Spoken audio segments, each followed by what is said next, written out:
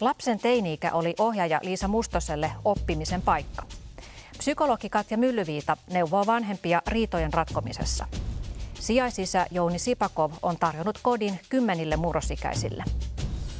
Millaista tasapainottelua on olla teini-ikäisen vanhempi? Siitä keskustellaan nyt.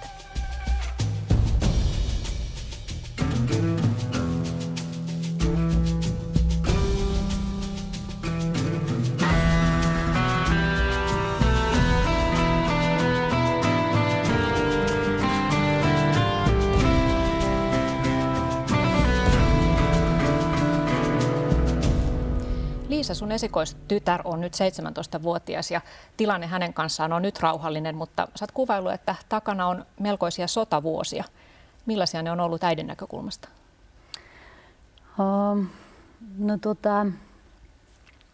Joitakin vuosia joo, oli ehkä nyt ei ihan täyttä ydinsotaa koko ajan, mutta siis mun näkökulmasta mulle se on, koska meitä on 2 ja sotaan tarvitaan, yksin sä et voi sotia, että niin meidän sodat syttyivät siitä, että kummatkin oli reaktiivisia ja silloin syntyy sota. Minkälaisista tilanteista nämä reaktiot sit syntyivät ja sitä myöten riidat? No silloin kun mun esikoinen oli noin, mitäköhän se on ollut, 13, ehkä se 13-14. Ne vuodet oli niin kuin tiukimmat, ehkä 14-vuotiaana. Ja mitä mä nyt muistan, niin suurin osa riidoista syntyi rajoista.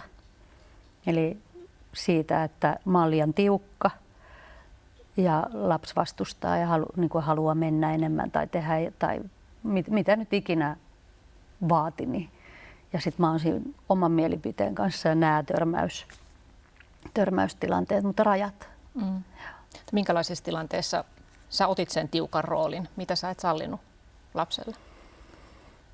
No siis ehkä tiukimmat kohdat on jotkut, missä voi pyöriä ja kuinka pitkään ja nukkumaanmenoajat ja kotiintuloajat. Ja jossain tapauksissa mä oon ollut myös ihan tosi tiukka, että silloin kun mun esikoinen tuli se vaihe, että täytyy ruveta kokeilemaan, tai halusi kokeilla tietysti omaa niin nousevaa seksuaalisuutta ja testata ja erilaisia hepeneitä, korkokenkiä ja muita. Ei mikään överi ole koskaan mun esikoinen ollut, mutta ja silloin mulle tuli helposti reaktio, että mä oon ehkä vähän ollut ylisuojeleva.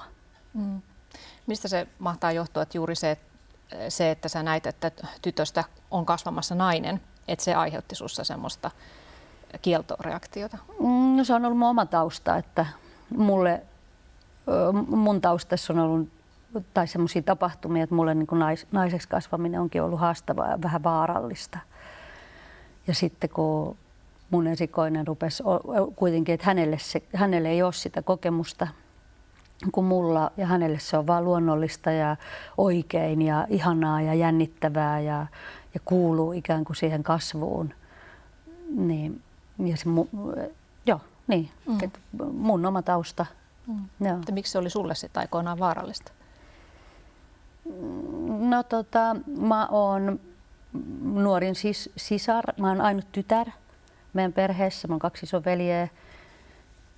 Sekään ei ehkä ole vaarallista, että kasvaa poikajoukossa ja kasvaa naiseksi. Et mulla on ollut siis muutamia, niinku, mitä en sen enempää valota, mutta kokemuksia hyvinkin pienestä, että on parempi olla niinku jätkien joukossa, että selvii, jotka ei liity mun veljiin. Mutta ja sit, että voi olla haavoittuvainen, jos tuo sitä naiseutta Joo, esille. Ehdottomasti. Että mulle on ollut tosi paljon turvallisempaa olla aika niinku neutri tai tosi kundi.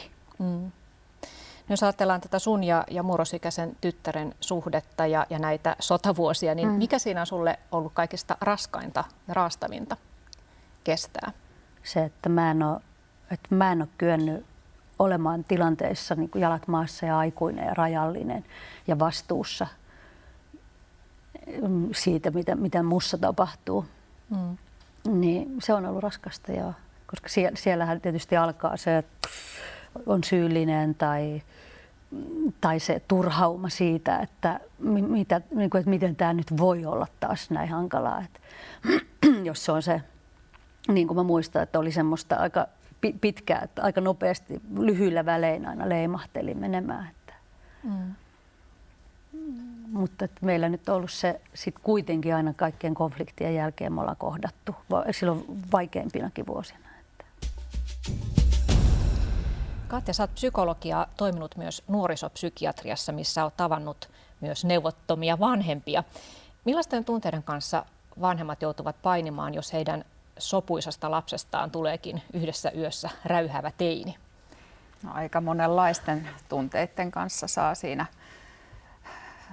saa toimia ja opetella säätelemään. Mä mietin tuossa tavallaan sitä muutosta ylipäätään elämässä. Se tuottaa aina stressiä meissä silloinkin, kun muutos on toivottu ja positiivinen. Mutta sitten tässä on vielä tässä muutoksen lisänä siihen tulee nämä tosi hankalat ja keskenään ristiriitaiset tunteet, joiden säätely on hankalaa ihan kenelle tahansa vanhemmalle. Et lapset on tietysti erilaisia, murrosikä on erilainen eri lapsilla, mutta se muutos ja siihen sopeutuminen, niin se vie oman aikansa. Pitää tavallaan tutustua uuteen ihmiseen, kun siitä lapsesta alkaa kuoriutua nuori ja aikuinen. Ja sekin on varmaan sitten melkoista tasapainottelua, että vanhempana tietää, että siihen murrosikään kuuluu se, että pitäisi antaa sitä itsenäisyyttä lapselle, mutta samaan aikaan näkee, että se on vielä ihan lapsi ja se tarvitsee vanhempia. Se on semmoista tasapainottelua. Joo. Ja nämä on aika ennakoimattomia nämä tilanteet. Ne tulee silloin, kun niitä ei odota. Ja tavallaan on hyvä, jos silloin pystyy nopeasti käsittelemään ne tunteensa, ettei itse tavallaan niin kuin laita suojamuuria kohti sitä lasta sitten. Et pitää osaa vaistota, että koska se tarvii se lapsi sitä läheisyyttä ja koska ei. Mutta sekin voi olla sitten loukkaavaa. Tai siis vanhempi voi kokea sen loukkaavaksi, että jos lapsi on yhtäkkiä, että en mä tarvitse sua mihinkään. Sitähän se on. Et kun me mietitään just tätä muutosta, että pieni lapsihan idealisoi omia vanhempiaan, kehuskelee omista vanhemmista omille kavereille ja sitten yhtäkkiä tämä sama lapsi häpeää, mitätöi, kaikkea mitä sä teet, niin se on aikamoinen narsistinen loukkaus myös meille mitä kaikille. Sä ajattelit tuosta Liisan kertomuksesta, että on vaikeaa antaa sitä lasta ja varsinkin tytärtä tavallaan maailmalle, kun tietää, että se voi olla myös vaarallinen paikka? Joo, että tavallaan tiedostaa se ero, että mitkä näistä mun tunteista liittyykin siihen mun omaan menneisyyteen ja tavallaan mitkä tunteet liittyy siihen omaan sisäiseen lapseen ja nuoreen, joka olisi kaivannutkin jotain rajoja saadakseen turvaa. Ja sitten tiedostaa taas, että minkälainen tämä mun oma tytär on, minkälainen persoona se on. Sillä on tavallaan toisenlaiset vaikeudet. Jokaisella on omanlaisensa, mutta harvoin ne on meillä ihan samanlaisia. No, puhutaan vähän tarkemmin näistä tunteista, jotka liittyy teini-ikäisen vanhemmuuteen. Ja syyllisyyshän on yksi sellainen tavallisimmista tunteista, jota ylipäätään vanhempana potee. Mutta minkälaisia syyllisyyden tunteita voi liittyä nimenomaan suhteessa siihen murrosikäiseen lapseen? Jos mä oon kokenut jotain syyllisyyden tunteita, niin se on ollut nimenomaan aggressio. Tai että mä en ole jakanut jotain, niin kuin osannut jakaa jotain. Niin kuin, tai että mä oon ollut rajaton. Niin kuin, ja rajatonkin voi olla, niin kuin, että mä menen yli lapsen rajojen tai että mä vetäydyn täysin, että mä väistän. Sekin on rajattomuutta. Oletko sä kokenut sitä syyllisyyttä myös niissä tilanteissa, kun kuvasit, että sä halusit pistää tosi tiukat rajat? Just siinä, että sä kiellät lapselta jotain ja sitten lapsi reagoikin esimerkiksi vetäytymällä tai suuttumalla, että sä tuotat pettymyksen lapselle pistämällä ne rajat. Niin onko sellaisiin tilanteisiin liittynyt sitä? No, ehkä jälkikäteen joistakin tilanteista, joo, mutta ei silloin, kun mulla on ollut sen verran tietoisuutta siitä, kun mä olen itse kasvanut ikään kuin vapaassa kasvatuksessa aika rajattomasti, joka on ollut myös tosi turvatonta.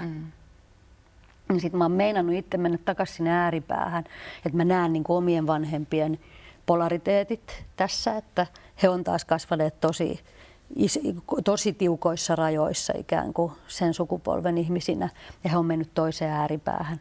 Ja sitten mä oon joutunut itse ikään kuin tasapainottelemaan sieltä rajattomuudesta, meinannut mennä sinne ihan tosi natsiksi ja sitten pikkuhiljaa tietoisuuden kasvaessa ja sen, mitä mä oon työskennellyt itteni kanssa, niin että miten mä pysyn siellä keskellä. Että jos mä oon syyllinen äiti, niin mä todennäköisesti oon aika rajaton myös niin kuin siellä, niin kuin, että ihan mitä vaan, että sä et niin kuin petyt tai näin. Hyvin kuvaat jotenkin sitä tavallaan, että se on niin kuin vanhemman tehtävä sietää sitä pettymystä, mitä aiheuttaa toiselle sillä, että ne rajat on asetettava. Itse tiedät sen, että miten turvatonta on olla, jos ei ole niitä rajoja. Mutta silti kun ei ole itsellä sitä kokemusta siitä, miten turvallista se on, kun ne asetetaan, niin sä oot tavallaan joutunut opettelemaan ihan uuden taidon siinä, mistä ei ole itsellä mallia. Minkälaisia tunteita liittyy sulla siihen aikaan, kun sun tytär tuli murrosikään, koska samaan aikaanhan, tai vähän aikaisemmin sä olit eronnut hänen isästään ja aika nopeasti tuli sitten uusperheet molempiin perheisiin, niin no se on siis se eron kohta on niin kuin se on se syyllisyystrappi, mihin mä meinasin jäädä, että en eroa koskaan, minulla on lapsi. Ja sitten kun se ero tuli, niin se mä kannoin sitä järkyttävää syyllisyyttä siitä niin kuin epäonnistumisesta ja siitä, että mä satutan mun lasta todella, että mun vanhemmat ei ole eronneet, mulla ei ole siitä tietoa, millaista on elää niin, että vanhemmat ei asu yhdessä. Mutta terapia. Terapiaan. Sitten kun rupeaa saamaan niin vähän sitä omaa itsetukea ja tietoisuutta, niin sitten se syyllisyys pikkuhiljaa siitä murenee. Mutta ne on tietysti, se on ollut haastava aika, koska siitä alkoi Ronjan esimurrosikä ja samaan aikaan eriytyminen musta ja mun ex-miehestä ja meillä oli samaan aikaan niin kuin ikään kuin eriytyminen toisistamme. Että monta kriisiä yhtä tosi aikaa. Monta ja kaikki, sehän on semmoista aikaa, että kaikki nousee pintaan. Ja nimenomaan se kohta sitten, mitä niin kuin, mä menen asiasta 10, mutta just se eriytymisen kohta, että kun murrosikä on se, että jos se eka eriytyminen on silloin 4-5-vuotiaana. Niin tämä niin kuin uhmaikä. Joo, ja sitten tulee murrosikä ja sitten parisuhde on myös ikään kuin se kolmas eriytyminen aikuisiällä. Ja ero aiheuttaa sen, että mä olin hyvin murrosikäinen, kun mä erosin niin kuin tunne-elämältäni, että palaa sinne, missä on eniten ehkä käsiteltävää. Ja sitten kun oma tytär tulee murrosikäiseksi niin kuin samoihin aikoihin. Niin kyllä siellä oli aika monta semmoista haastavaa kohtaa. Terapiassa oli paljon puhuttavaa. Oli todella. Tosi hyvä. Tajusin mennä. Jouni, sinulla on vaimosi kanssa perhekoti ja moni sijaisvanhempihan toivoo ensisijaisesti sellaista pientä taaperoa, mielellään tyttöä sijaislapseksi, mutta te olette ottanut vastaan jo 10 murrosikäisiä nuoria. Miksi näin? Joo, kyllä. Aluksi meilläkin oli vauvoja ja sitten leikki-ikäisiä lapsia oli meillä hoidossa, mutta sitten jotenkin se sitten ajautui siihen, että huomattiin, että on kauhean paljon kivempaa ja helpompaa tämmöisten teinien kanssa sitten toimia, kun se yhdessä tekeminen on ehkä vähän semmoista erilaista. Ja siitä se sitten lähti, ja teinit on kivoja. Kivempiä kuin monet luulevat. Kyllä, ehdottomasti joo. Ja sä oot puhunut myös siitä, että murrosikä on usein se viimeinen vaihe, että sen lapsen elämän suuntaa voi vielä muuttaa. Se on sillä myös tärkeä vaihe. Joo, kyllä. Näin on. Oletteko te saanut suuntia muutettua? No kyllä mä uskoisin niin, että ollaan jonkunlainen jälki voitu jättää siihen nuoreen, että se sitten on saanut jotain eväitä sitten pääsee eteenpäin. Millaisesta merkeistä huomaat sijaisvanhempana, että nyt alkaa niin kuin olla toivoa? Näillä nuorilla on kuitenkin hyvin vaikeat taustat, kun he tulevat teille. No ainakin semmoinen, että pääsee niin kuin kontaktiin tämän nuoren kanssa, hän rupeaa puhumaan ja löytyy se semmoinen luottamus molemmin puolin, että ehkä siitä se lähtee sitten. No, teillä on myös biologisia lapsia, niin miten heidän murrosikänsä on sujunut? He on nyt jo kaikki aikuisia. No yllättävän helposti kyllä niin kuin biologisten kanssa sujunut, että ei meillä ole ollut kyllä mitään isompia, paitsi sitten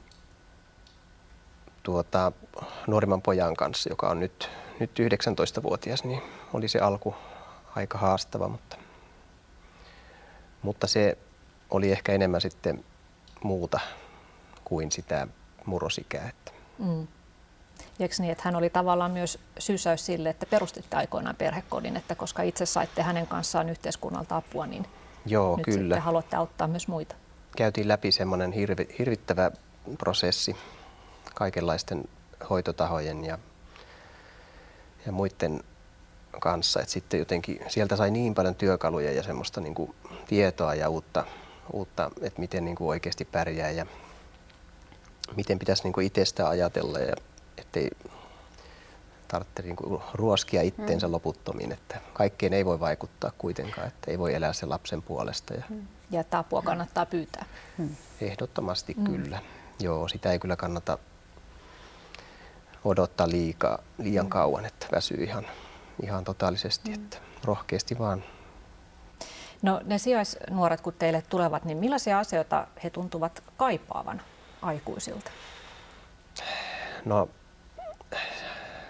sääntöjä yllättäen, että he tuntuu nauttivan siitä, että on säännöt, joku välittää ja on kiinnostunut ja haluaa tietää, missä he menee.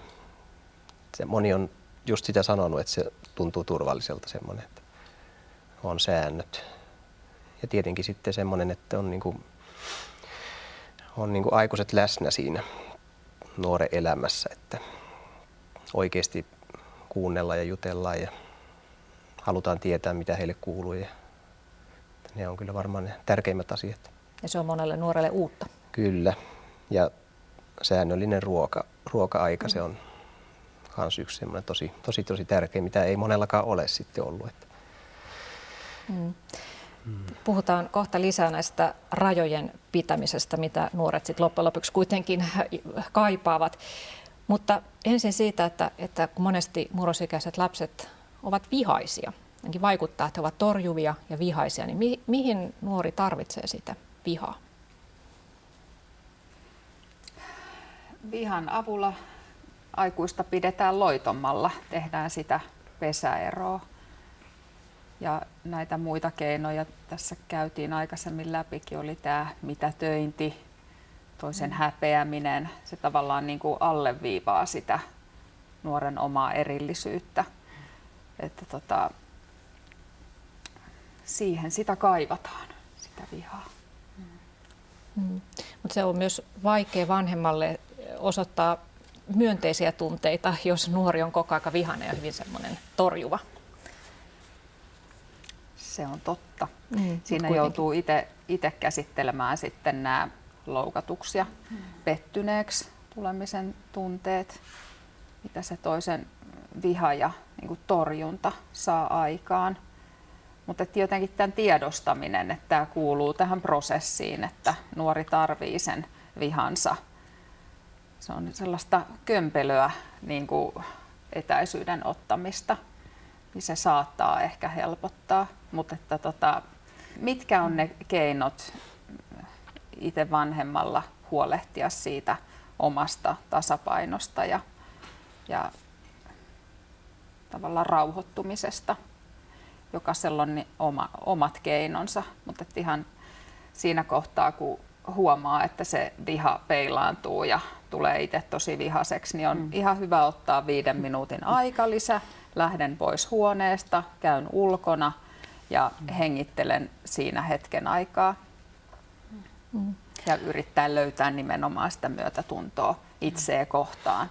Että tosi kurjalta tuntuu, kun toi mulle sanoi noin pahasti.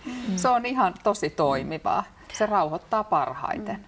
Niin, ja jos saa yhtään kiinni, niin kuin, että mihin se osuu, että koska ikään kuin jokaisen reaktion takana on yleensä joku selvittämätön kuvio, että jos tietää, että mihin se oma reaktio, mistä se lähtee, niin sehän auttaa jo, sehän jo itse tukea, että pystyy olemaan siinä. Kyllä. Se mitä toi niin kuin ikään kuin viha tai aggressio, niin ein sanominen, se erillistyminen, sehän vaatii aggressiota. Mutta että se, niin kuin, no joo, mitä on itselleen käynyt, että jos lähtee mukaan ikään kuin siihen kenttään, siihen aggressiokenttään, niin silloinhan sitä helposti hylkää sen nuoren. Mutta jos pystyy yhtään olemaan läsnä, että mitä itsessä tapahtuu, tai sitten ottaa se aikalisän, koska yhtä lailla kun on se vihainen kausi, niin ihan yhtä lailla se teini tarvitsee läheisyyttä ja syliä ja olemista yhdessä ja keskustelua ja muuta. Ja se helposti jää sinne, jos se ikään kuin se vihaisuuden kenttä, että sitä ei saada niin kuin, ettei pääse dialogiin, ettei pääse puhumaan siitä, että mikä siellä on, mikä ärsyttää niin paljon ja siihen jakamiseen, että koska kyllähän teinit jakaa sitten, kun heidän kanssa keskustelee, niin kyllähän he pystyy jossain kohtaa kertomaan niistä omista tunteistansa ja puhumaan. Mulle tuli tuosta kanssa vielä yksi juttu mieleen, tavallaan sen nuoren näkökulmasta se tragedia, että hän kaipaa sen erillisyyden ja sitten hän kuitenkin kaipaisi niinku sen, että hän tulisi hyväksytyksi siellä erillisenä olentona, mutta se ei ole hirveän sellainen niin kuin toimiva mekanismi, että raivoamalla tulisin hyväksytyksi, mutta sitä hän kuitenkin kaipaa. Hän saattaa haistatella, mutta todellisuudessa sanoo, että hyväksythän minut tällaisena. Niin, ja toisen tunteita ei voi, että se viha ja se aggressio, jos sehän on ihan todellinen tunne, niin mä vanhempana en voi häpäistä sitä tunnetta, että sä et saa tunteen noin. Ja se on jo yksi, että voi laittaa rajoja käyttäytymiseen, mutta ei siihen tunteeseen. Tätä halusinkin Jounilta kysyä, kun teille tulevat nuoret, niin kuin kerroit, että tietysti heillä on vähän semmoinen vihainen kuori siinä päällä, mutta sitten jossain vaiheessa se alkaa murtua ja sieltä alkaakin tulla sitä tarinaa. Niin hyvin usein käy sillä lailla. Ei tietenkään aina, mutta just tuli tuosta mieleen, että se on se että miten niin kuin siihen itse suhtautuu siihen, jos lapsi on vihainen, niin saahan tunteita näyttää. Sehän on periaatteessa hyvä merkki, että lapsi uskaltaa näyttää tunteita. Että ainakin meillä sit sijoitettujen lasten kanssa se on niinku semmoinen kynnys, mikä pitää ylittää. Että se lapsi uskaltaa olla vihainen ja kiukuta ja näin sitten me ollaan niinku, että jes, nyt on luottamus saavutettu. Että kyllä se siitä sitten lähtee. Pikkuhiljaa. Teillä menee niin kuin vähän toisinpäin niin me toivotaan biologisissa perheissä, kun mä mietin totakin, että te saatte kiitosta niiden rajojen asettamisesta, säännöistä, mistä ei ikinä niin kuin biologiset lapset kyllä kiitä. Että siinä tulee enemmänkin se kapina. Mä kuuntelen tätä jotenkin, että heillä on sitten taas se vertailukohta olemassa. Kyllä. Niin he osaa tavallaan arvostaa sit niitä rajoja ja ruokailuja ja tosi sitä pieniä asioita. Ja sitten se on se luottamus mennyt aikuisiin aika monella, että sitten se on se alkuun se suhtautuminen sitten niin kuin meihinkin tietysti tosi varauksellista, että ja vähän sellaista vihamielistä. Mutta sitten kun huomaa, että voi luottaa ja tehdään niin kuin on luvattu niin teinit on fiksuja, niin ne kyllä huomaa sitten, että... Ja kerroit siitäkin, että aluksi on, että he ei halua puhua yhtään mitään, mutta kun he huomaa, että tolle voikin puhua, niin sitten saattavatkin myöhemmin jonkun konfliktin jälkeen tulla nykäiseen hihasta, että mä haluaisinkin puhua. Joo, kyllä. Sitten pitää olla vanhempana myös valmis heti kuuntelemaan, eikä että no puhutaan tuosta myöhemmin. Joo, pitää olla heti, että se on just, että se ei tule sitten välttämättä enää koskaan se tilaisuus. Että se menee ohi saman tien, että pitää olla heti valmis kyllä. Mutta minkälaisissa tilanteissa sä itse menetät hermosi ja se viha tulee pintaan nimenomaan sijoitettujen nuorten kanssa? No tietysti semmoinen, että jos nuori tekee itselleen jotain tyhmää tai ei noudata sääntöjä, että tavallaan vaarantaa itsensä ihan tahallaan tai ehkä huomaamattaankin niin kuin voi käydä niin, että unohtuu jonnekin eikä ilmoittele itsestään, mutta että silloin kyllä niin kuin kiukuttaa. Se on se ensireaktio tietenkin, että koska on huolissaan. Siitähän se johtuu. No tästä vihastumisesta vielä, että olet Katja tosiaan, kun äsken puhuitkin tästä tunnetason säätelystä, niin otetaan tämmöinen esimerkki, että lapsi ei tule sovittuna aikana kotiin. No ensin sitä vanhempana tietysti ensimmäinen tunne on huoli, mitä on tapahtunut. Mutta sitten kun se lapsi lopulta ilmestyy ovesta sisään, niin nouseekin se vihastuminen. Miksi et sä ilmoittanut, missä sä oot ollut? Ja se lapsi saa osakseen tämän vihareaktion. Miten tässä voisi toteuttaa tätä tunnetason säätelyä ja tehdä se vanhempana toisin se tilanne? Mähän olen nyt siis tunteiden puolesta puhuja, kun mä oon tämän tunnetunteesi just kirjoittanut. Eli tavallaan jokaisella tunteella on jotain hyvää annettavaa, myös tällä vihalla. Mietin just tässä, mitä äsken sanoit, että kyllä kiukuttaa silloin, kun lapsi on vaarassa. Niin se on musta hyvä merkki myös, ja sitä mun mielestä lapset myös hakee vanhemmissa. Että se on merkki siitä, että mä oon tärkeä. Mutta että just se, että viha voi näkyä äänenpainossa, katseessa, ilmeissä, eleissä, asennossa, niin se pysäyttää sen nuoren. Se osaa lukea, että ups, nyt joku raja meni yli tässä. Mutta että sitten se tavallaan, ettei menetä itsehallintaa siitä, mitä puhuu, mitä sanoo ääneen, ettei se mene siksi syyttelyksi, joka sitten taas katkaisee sen kommunikoinnin, niin nuori menee omaan poteroonsa ja siinä ei sitten enää neuvotella siinä hetkessä. Eli viha on usein toissijainen tunne ja sitä edeltää joku aikaisempi tunne, niin kuin tässä tapauksessa oli tämä huolestuneisuus, pelko. Tämä vanhempi oli ehtinyt ajatella jo ikäviä mielikuvia, mitä kaikkea on voinut tapahtua. Jotenkin niiden selittäminen sitten sille nuorelle on tärkeää, jotta se nuori taas ymmärtää, että mitä sen äidin päässä liikkuu, että mistä nuo reaktiot tulee. Oletko sä, Liisa, kun sä sanoit, että sä oot käynyt terapiassa koko tämän lapsen murrosien ajan, niin saanut tällaisia eväitä sitten, että sä oot pystynyt tai oppinut ikään kuin kertomaan tarkemmin sille lapselle, että mistä se sun kimmastuminen on milloinkin johtunut? Joo, siis ehdottomasti. Mulle se on ollut niin kuin vaikea kohta. Mä oon ajatellut aikaisemmin niin, että mä en hirveästi halua jakaa sitä omaa kakkuani, että mä en ole niin kuin rajaton suhteessa, että mä pysyn niin kuin liidinä ja vanhempana ja äitinä, että mä en jaa sitä niin kuin mun taustaa tai henkilökohtaisia ikään kuin oksenna sen lapsen päälle, ja siitä se on taas yksi ääripää, ja siitä päästä sinne keskelle, että se on sitä dialogisuutta.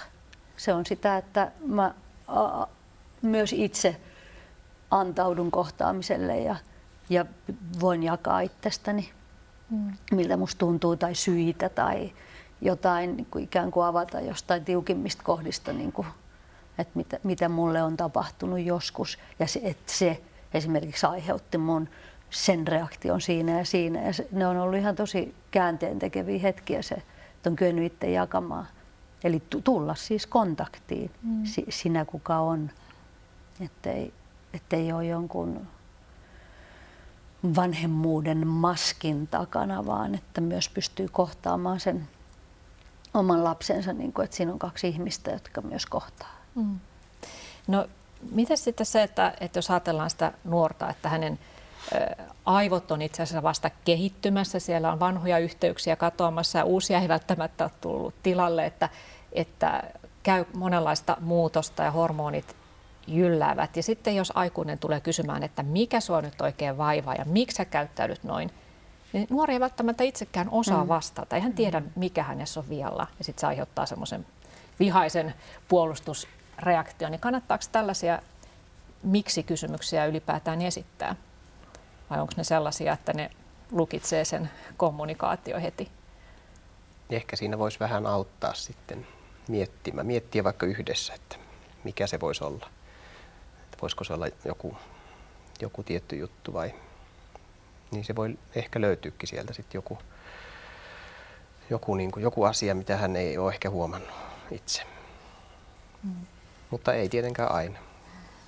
Miksi kysymykseen liittyy niin usein se syyllistäminen, että miksi sinä teit noin?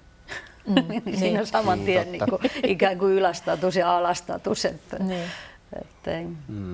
ehkä vie pidemmälle se, että voi jakaa jotain itsestänsä ja sitten tutkia sitä, että mitä tai miten, mitä tapahtuu tai että miten käyttäytyy tai toimii. Tai.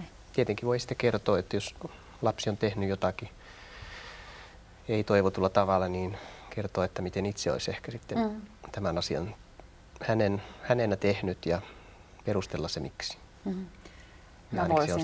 Ainakin se on sitten niin kuin sanottu. Ja. Eli tavallaan sitten kun ei ole itse enää niin vihainen, on saanut jo rauhoituttua, niin katsoa sitä tilannetta sieltä nuoren näkövinkkelistä. Sä kuitenkin tunnet sen oman lapsessa aika hyvin ja niillä tiedoilla, mitä sulla on, niin voi ehdotella. Että voiko se olla, että loukkaannuiko se tästä tai tuliko se tuossa kohtaa ohitetuksi. Voi tavallaan alkaa ehdottelemaan ja sitten se nuori yleensä niin kuin ynähtelee vastaukseksi. Tai ei, no ei todellakaan.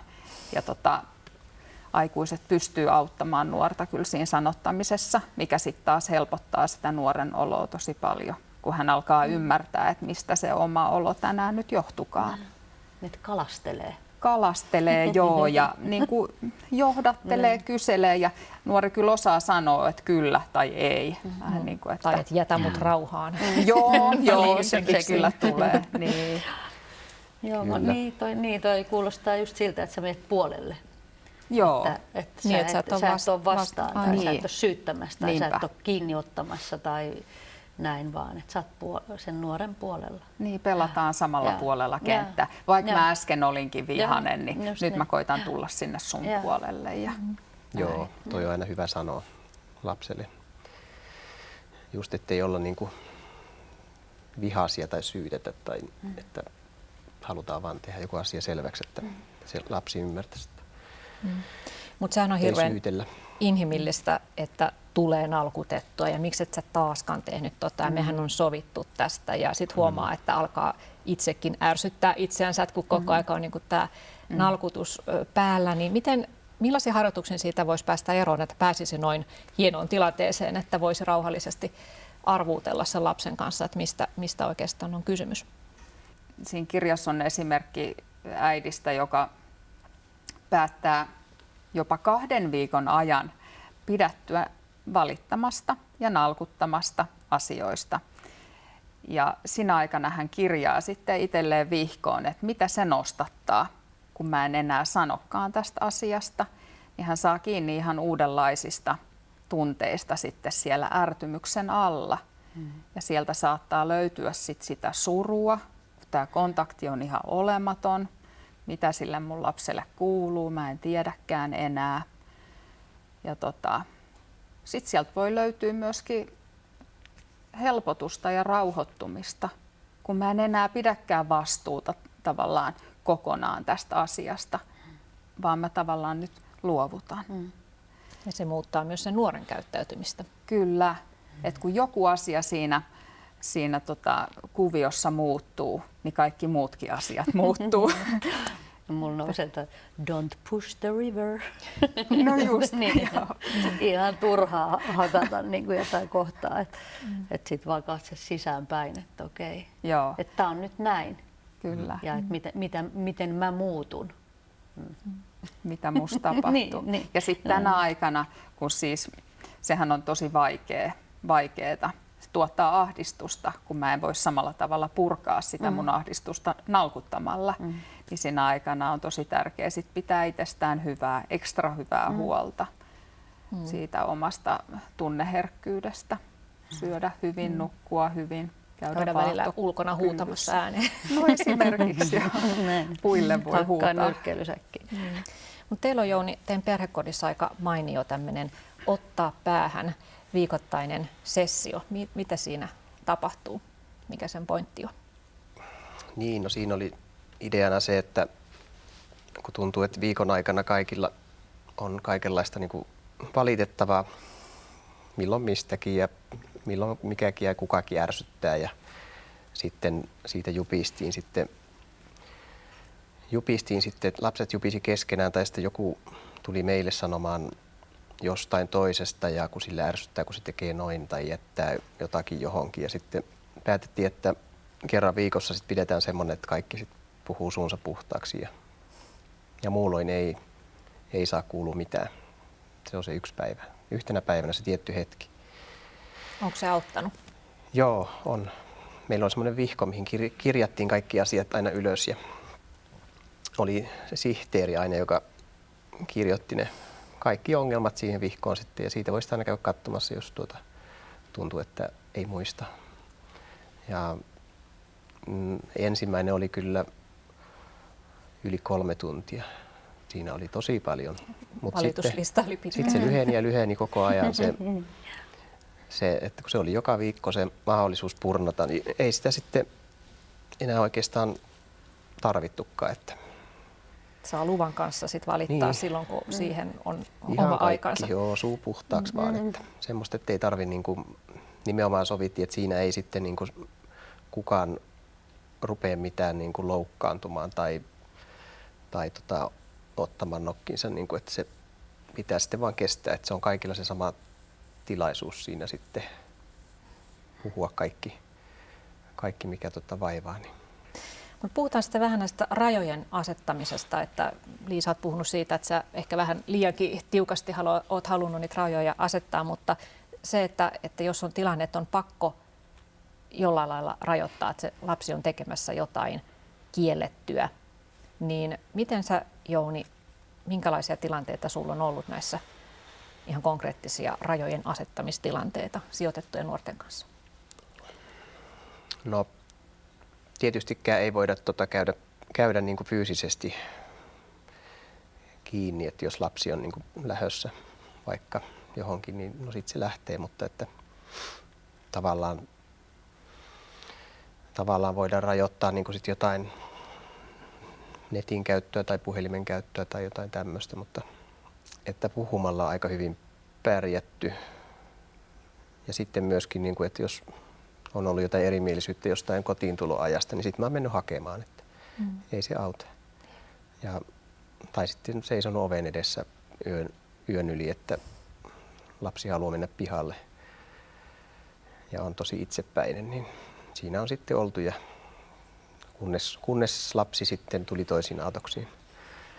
Että täytyy olla vähän semmoinen sinnikäs sitten välillä, että ei anna periksi.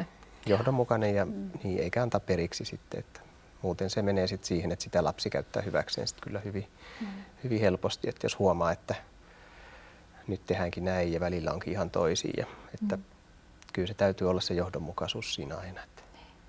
Ja sä puhuit myös siitä, että kun teinit on fiksuja, niin heille ei ehkä riitäkään se, että sanoo, että sä et mene ulos, koska minä sanon, vaan pitää pystyä myös perustelemaan sen jotenkin.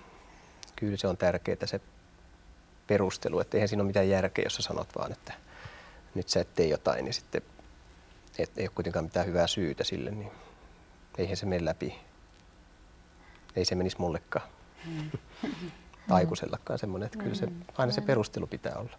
No entäs sitten sellainen, että jos murrosikäinen on jäänyt kiinni valehtelusta, miten käsittelette sitä?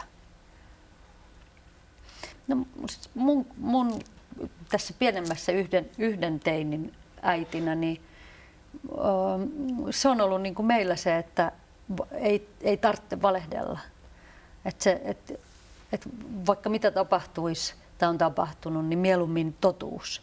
Että siitä valehtelusta lähtee, ikään kuin siitä tulee ne reaktiot ja siitä tulee ne ongelmat. Ja voi olla, että niitä valkoisia valheita on siellä lennellyt, mutta että niin kuin pääpiirteittäin vaikuttaa siltä, että on pystynyt itse luomaan sitä ja me perheenä ja myös esikoisen toisessa perheessä sitä, että ei tarvitse suojata. Ja sitten se liittyy kuitenkin myös siihen eriytymiseen, että kaikkea ei kerrota. Ja sitäkin täytyy kunnioittaa. Toivottavasti vaan ei ole niin mitään vaarallisia asioita tai näin. Miten se on teillä suhtauduttaa tai miten te käsittelette, jos nuori jää kiinni valehtelemisesta? Joo, no sitten kerrotaan kyllä nuorelle, että miltä se tuntuu, että se tuntuu kurjalta meistä. Ja se, että se luottamus voi olla mennyt joksikin aikaa sitten, että se on yleensä sitten nuorelle aika kurja ajatus, että kun häneen ei enää luotetakaan. Niin se on ollut aika iso asia monelle sitten. Ja sitten nuori haluaa näyttää sitten, että saisiko hän nyt jotenkin takaisin sen luottamuksen, että yrittää ruveta toimimaan sitten niin kuin eri tavalla, että usein on ollut aika tehokasta. No teinien kanssa eläminen ei ole pelkästään tuskaa ja ahdistusta ja riitoja, vaan mahtuu myös niitä hyviä hetkiä ja hyviä kokemuksia, niin millaisia teille on ne hyvät hetket? No me ollaan käyty tosi paljon retkillä leffassa ja huvipuistoissa tietenkin ja sitten museoissa ja vaikka missä. Et ihan aina ei ole niin kuin se ensimmäinen reaktio, että jee, lähdetään vaan että ei voisi vähempää kiinnostaa, mutta sitten ollaan sovittu niin, että yhdessä kun tehdään, niin kaikki osallistuu siihen ja sitten on ollutkin ihan kivaa kuitenkin kaikilla lopuksi, että kyllä ne tykkää tehdä vaikka mitä, vaikka ne sanookin, että ei kiinnosta, mutta se on vaan sitä kuorta, että sitten kyllä se murenee siinä sitten kun vaan lähtee mukaan. Joo, kyllä niin. No me ei kauheasti tehdä mitään. Nyt tulee syyllisyys. Ei olla oltu edes Korkeasaaressa. Ei aina tarvitse tehdäkään. Ei, nimenomaan niin. Joo, just niin. Ollaan puhuttu tässä paljon siitä, että millaista on kasvattaa sitä teini-ikäistä, mutta millaisia kasvattajia ne teinit ovat olleet teille? Mulle tulee heti mieleen tästä sitaatti, toi Jon Kabat-Zinn, joka on mindfulness-guru Jenkeistä, niin hän on sanonut, että lapset ovat zen-mestareitamme, eli tavallaan omalta lapseltaan oppii kaikki vaikeimmat asiat ja tärkeimmät asiat, että joka ikävaiheessa voi oppia lapselta jotain. Joo. Mä olen täysin hänen kanssaan samaa mieltä. Samoin. Joo, kyllä, myöskin. Ja sitten kun se lapsi tuntee sut, se se osaa painella just niin oikeita vitsi vetää niitä oikeita naruja, että se tietää ihan tasan, kun tohon mä nyt just tällä hetkellä tökkään, niin sitten todennäköisesti tapahtuu, että näin. Että siis oppia sitä kautta aika haastava opinkohta, mutta että se on aika suoraa toimintaa. Joo, meillähän tämä 19-vuotias poika nyt sanookin, että hän on kouluttanut meidät tähän meidän nykyiseen työhön, tähän perhehoitajan työhön. Koska hänen kanssaan on ollut niin paljon ihan kaikenlaista ja käyty läpi tosi vaikeita aikoja. Niin joo, kyllä, että hän itse sitä aina välillä naureskelee. Ja pitää kyllä paikkansa. No Liisa, sun esikoisen kohdalla tämä murrosikä alkaa olla pian ohi ja hän on kohta aikuinen, niin miten sä ajattelet, että äidin ja tyttären suhde teillä muuttui koko tämän murrosikä-iän läpikäymisen myötä? Te molemmat olette kehittyneet ihmisinä, niin miten teidän suhde muuttui? Miten se on nyt erilainen kuin vielä ehkä sanotaan vaikka 4 vuotta sitten? No mä viljelen nyt näitä kahta sanaa, mutta reaktiivisesta dialogiseksi. Se on aika iso muutos. Niin on. Joo, se vähän liikuttaakin mua tässä. Että. Joo. Sä oot saanut pidettyä sen yhteyden lapseen. Joo. Ja siis mulla ajan. se on mennyt sitä kautta, että mä oon suostunut tekemään itteni kanssa töitä. Kohtaamaan ne omat Niin, jutut sieltä nuoruudesta. joka on myös ihan mielettömän hienoa, koska voi olla, että no joo, siellä on monta osatekijää, miksi mä oon lähtenyt sille matkalle, että ei pelkästään lapsen murrosikä, mutta joo, elämä on paljon kivempaa, tuntee itteensä ja on jotain tietoisuutta. No, onko sulla mielessä joku semmoinen yhteinen muisto susta ja esikoistyttärestäsi, jota sä kannat sisälläsi, joka kuvaa teidän välistä rakkautta ja suhdetta? No joo, on. Joo. Se oli yksi kohtaaminen, oikeastaan varmaan ensimmäinen todella oikea kohtaaminen, että oltiin keittiön lattialla ja mä jaoin, niin kuin, mä jaoin aika tiukan kohdan niin kuin omasta menneisyydestä, että mitä mä olin käynyt läpi ja mikä ikään kuin on ohjannut mun elämää ja miksi mä oon joskus ollut jostain asioista niin kuin, ihan niin kuin älyttömän tiukka. Ja se oli ihan tosi pelottava hetki jakaa jotain sellaista, mitä mä silloin jaoin. Ja sitten se ikään kuin se kohdatuksi tuleminen sieltä niin kuin oman tyttären puolelta, että kuinka helpottunut hän oli ja samaan aikaan kiitollinen siitä, että ihanaa, että kerrot, että nyt hän ymmärtää sua. Ja se on joku sellainen, niin kuin, että itse oli tullut jo aika pitkän matkan siihen, mutta että siitä aukesi niin kuin meidän uudenlainen suhde ja luotto siihen, että ja myös sitä omaa hyväksyntää ja sitä itse tukea siihen, että on kuka on. Ja se ei tarkoita sitä, että on jotenkin aina jossain ääripäissä, vaan että se keskusta löytyy sen hyväksynnän kautta. mikä lause, mutta näin, tämä on mun kokemus. Uudenlainen luottamuksellinen Joo. suhde lapseen.